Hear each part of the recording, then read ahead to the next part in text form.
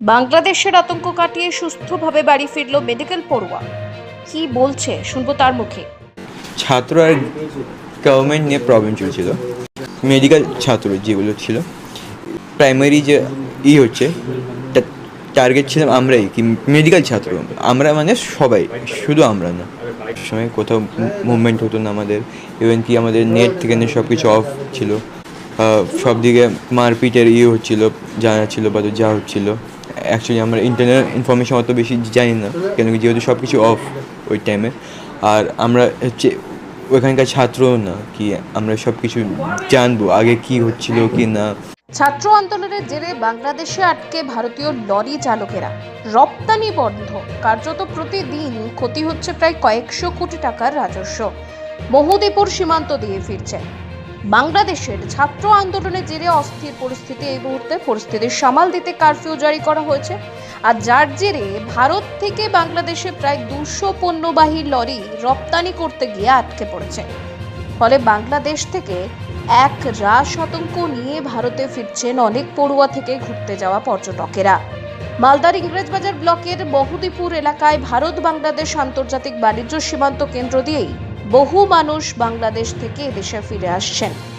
বাদ যাননি অসংখ্য পড়ুয়ারা, যাদের অনেকে বাংলাদেশের কেউ মেডিকেল পড়তে গিয়েছিলেন, আবার কেউ গবেষণার জন্য গিয়েছিলেন। পাশাপাশি বাংলাদেশ থেকে ভারতে চিকিৎসা করাতে এসেও বিপাকে পড়েছেন বেশ কিছু রোগী ও তাদের পরিবার। সীমান্তের ওপারের দেশে অগ্নিগর্ভ অবস্থা হয়ে পড়ায় তারাও এখন কারফিউর মধ্যে কিভাবে নিজেদের বাড়ি ফিরবেন তা নিয়েও দুশ্চিন্তায় দিন গুনছেন। জানা গিয়েছে, মালদার মহুদীপুর ভারত বাংলাদেশ আন্তর্জাতিক বাণিজ্য সীমান্তে প্রশাসনের পক্ষ থেকে হেল্প ডেস্ক চালু করা হয়েছে। কড়া নজরদারি রয়েছে সীমান্ত সুরক্ষা বাহিনীর অফিসার ও জওয়ানদের। পাশাপাশি বাংলাদেশ থেকে ফিরে আসা ভারতীয়দের নানাভাবে সাহায্য করছেন এদেশের পুলিশ প্রশাসন এবং কেন্দ্রীয় বাহিনী। উল্লেখ্য, মালদার মহুদীপুর আন্তর্জাতিক ভারত বাংলাদেশ সীমান্ত দিয়ে প্রতিদিনই 400-র বেশি পণ্যবাহী লরি রপ্তানি হয়। পেঁয়াজ সহ বিভিন্ন সবজি, ফল এবং পাথর রপ্তানি করা হয়। কিন্তু বাংলাদেশে অগ্নিগর্ভ পরিস্থিতি তৈরি হওয়ায় ইতিমধ্যে কয়েকদিনের জন্য এলাকার স্থলবন্দরে রপ্তানি বন্ধ হয়ে গিয়েছে। এই সীমান্ত দিয়ে প্রতিদিন প্রায় 50 কোটি বৈদেশিক মুদ্রা অর্জন হয় ভারত সরকারের, যা এখন ক্ষতির মুখে।